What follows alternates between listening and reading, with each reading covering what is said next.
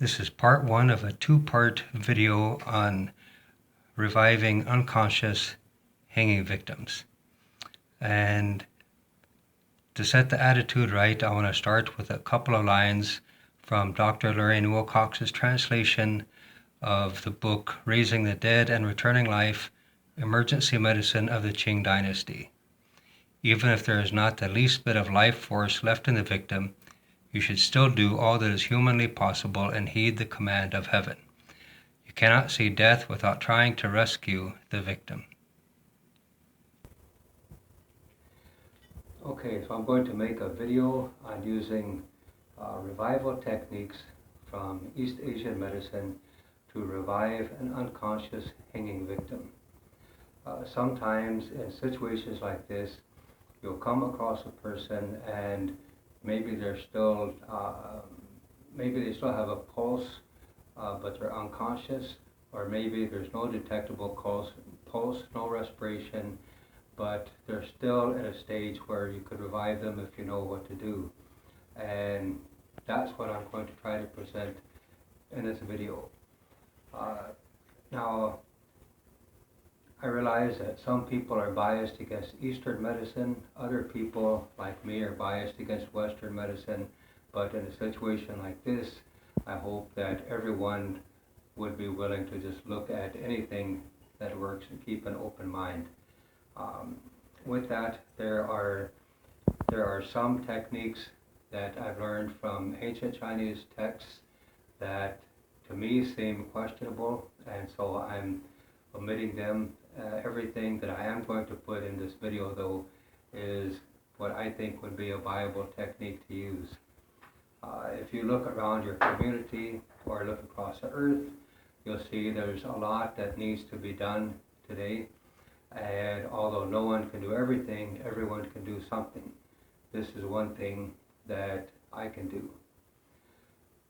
So the first point that I'm going to bring out today is that the two extreme issues, the two main issues that you need to keep in mind with hanging victims are asphyxiation and a broken neck. Now, they can survive a broken neck if their neck is protected and if they can breathe. Asphyxiation is the deprivation of oxygen that can result in unconsciousness and sometimes death.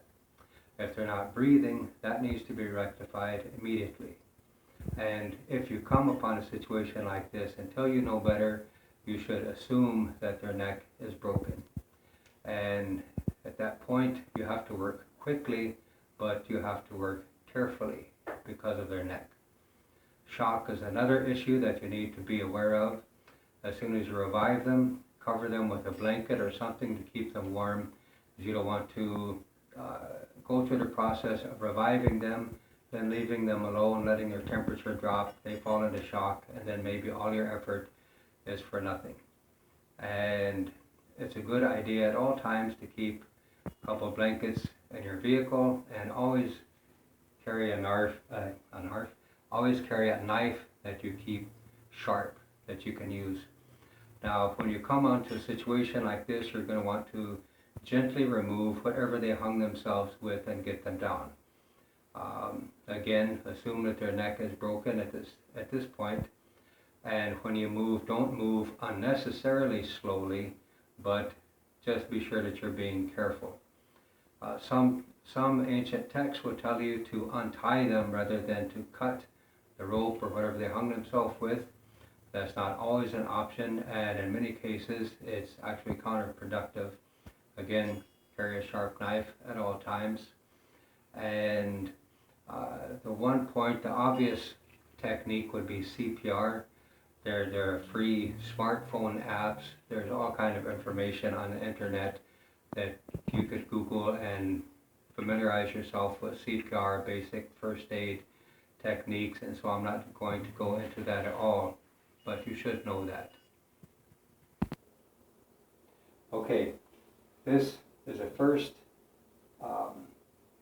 Eastern method I'm going to show for reviving an unconscious hanging victim.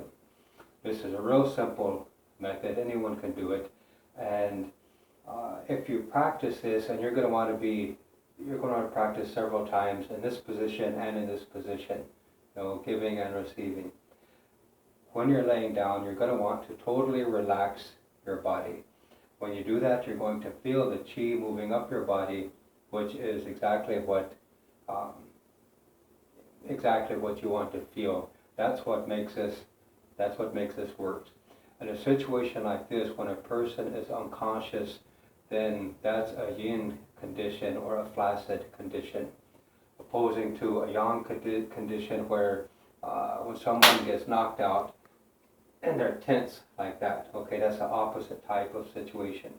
In this situation, when you do this simple technique, pick their ankles, their legs about 6 inches or so off of the ground, and you're going to want to shake them vigorously and rhythmically, back and forth, side to side. That's going to cause chi, or you could mistranslate that as energy if you want. That's going to cause the chi to rise back into their body. That's how it works.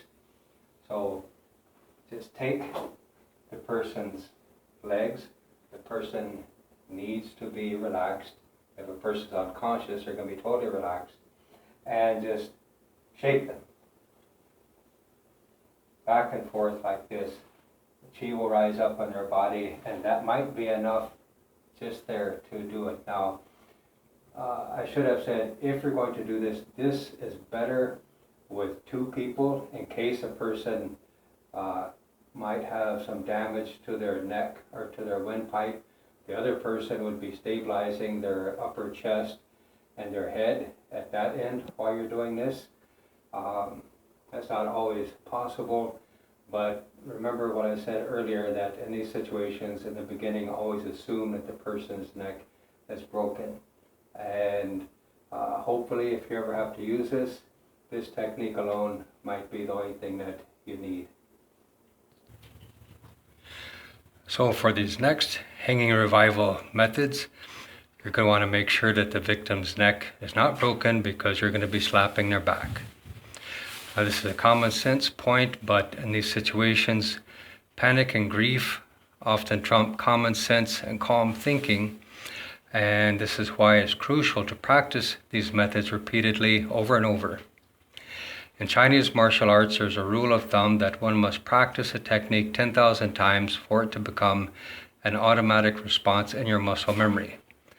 Now, I'm not saying that you need to practice these techniques each 10,000 times, but I can assure you that the more regularly you practice, the more likely you will be able to count on performing them correctly in a crisis situation. And although, since you're not acupuncturists, since you're not going to be using needles, you don't need necessarily to know exactly where these points are. But in case you want to be more specific, or just in case you're wondering, I'm going to show on charts that I have exactly where these points that I'm about to bring up are. I hope this is clear enough for you. The first one is going to be Do 11, or Governing Vessel 11. Governing Vessel 11 is underneath the 5th thoracic vertebrae, T5, or in the depression beneath the spinous process, which is a point that sticks out in the middle of the vertebrae, right beneath T5.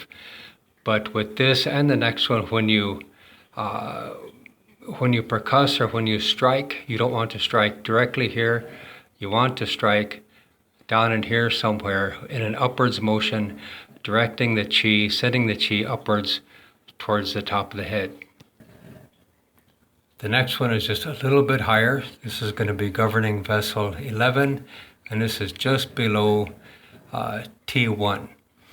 Now, if you're not familiar with the spine, just above T1 is C7, the 7th cervical vertebrae, and that's at the base of your neck, and it's the most prominent spinous process. You can feel the bump there, okay? And this point is just below that one. T13 is roughly level with your clavicle or your collarbone, and the depression just below T1, the first thoracic vertebrae, And again, you're going to want to strike this from just below that point, directing, using your intent to direct the chi upwards. The next point is Do 4, the Mingmen acupoint. Do 4 is in between the second and third lumbar vertebrae, roughly at the waistline. Governing vessel 20, right at the top of the head, is the next one that we'll show. Now the next two are not easy to see clearly on here, but you have governing vessel 25, which is at the tip of the nose, governing vessel 26, which is just below the nose in the middle of the upper lip. And the last one in this series is pericardium 6 on the inside of your forearm. And unlike the governing vessel and conception vessel points, which are single points, these ones, pericardium points, heart, lung points, are paired points. So there's a left and a right. P6 or pericardium 6 is in between the tendons of flexor carpi radialis and palmaris longus. These two tendons on the inside of your forearm that are pretty easy to find. Okay. All right. Now, for these next techniques, you're going to be percussing for these two upwards. Now there's a saying, Yi, which is your intent or your mind, directs Chi. Okay, so your mind or your thoughts are going to direct the energy. And so you're going to want to strike upwards. This first one is going to be at Do 13, which would be about right here. You don't have to be exact. Look where this is. Okay, this general area, and just below it, you're going to want to strike upwards. Okay, several times, maybe 5, 6, 7 times. And if you look at the top of the head, when you're striking upwards, you can kind of see her head jump there. That's what you want. You want to send chi upwards. At any point, if the person regains consciousness, stop at that point. And it's going to be a little bit more awkward if you're doing this in a real situation, because they're going to be unconscious. You can't do that. Okay, so you want them leaning against your knee or against your body, support their head. Now, the next one will be right up here, right below the first thoracic vertebrae, and again with a cupped palm, striking upwards several times. Now, another thing that you can do, if they're still unconscious, because when a person gets choked out, strangled, whatever, the muscles in here and their throat might constrict. And so that's not going to allow blood or airflow through there. If that's the case, use the back of your hand and percuss along the top of their upper back, and do it rhythmically. Don't just like that, okay? You want a rhythm going through. So percuss along here like this to relax those muscles.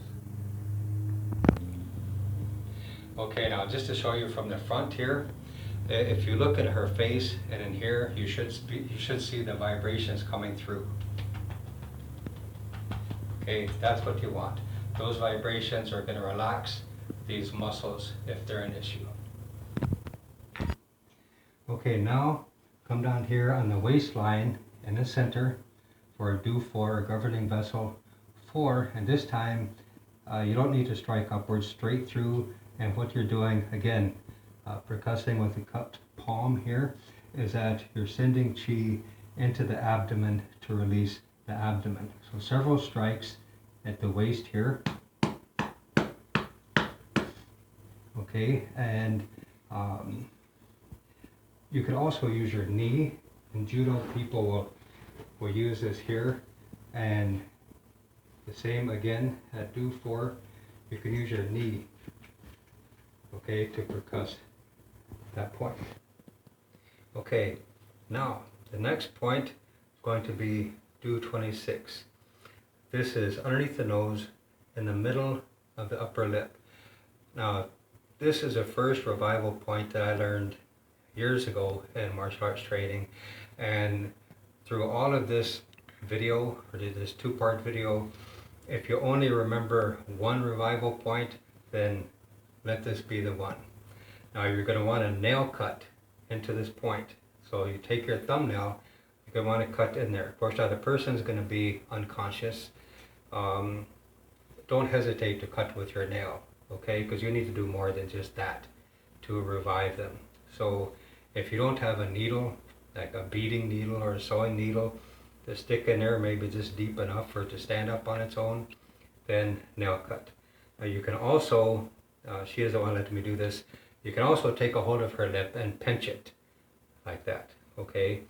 But you want to get in here and you want to actually cut your nail into there. You might have to hold it for a minute or two, and this is good not only in this situation but anytime that a person is unconscious.